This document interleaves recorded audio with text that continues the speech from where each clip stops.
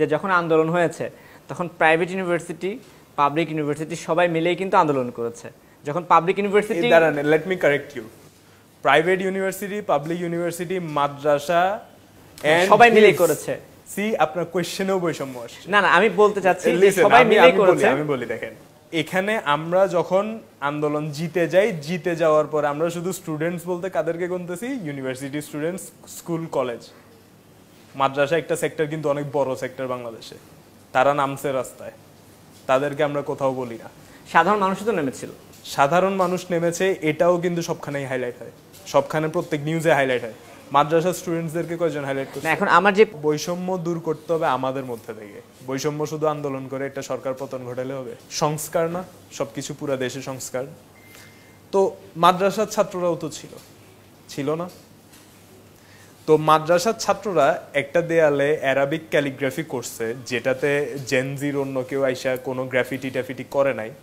তো ওরা ওই ক্যালিগ্রাফিটা করলে ওদের কি, জেনজির কি প্রবলেম ছিল? ওরা আইসা এখানে ওই ক্যালিগ্রাফির উপরে আবার কেন তাদের গ্রাফিটি করা দরকার ছিল? এটা কি মুসলিম দেশ না? মেজরিটি মুসলিম না?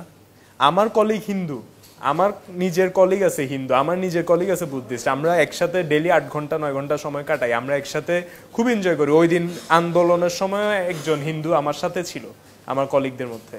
কথা হচ্ছে বৈষম্য রিলিজিয়ন না, বৈষম্য মানুষ না, বৈষম্য কোনো জাত না, বৈষম্য আমাদের ভেতরে ঢুকে বসে আছে, এটা কিন্তু আমরা রিয়েলাইজ করি না। মাদ্রাসার ছাত্ররা কিন্তু যে মন্দির পাহারা দিছে, এই নিউজগুলো কিন্তু কেউ চালাচ্ছে না।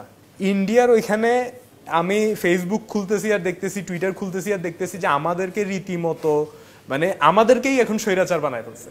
মানে আমরা জনগণ হিসেবে স্বৈরাচার এখন, মানে আমরা মাইনরিটিদেরকে নাকি এক্সটিংক্ট করে দেওয়ার চেষ্টা আছি, যেখানে আমি ডেলি 8 ঘন্টা 9 ঘন্টা কাটাই বিভিন্ন রিলিজিয়নের মানুষের সাথে।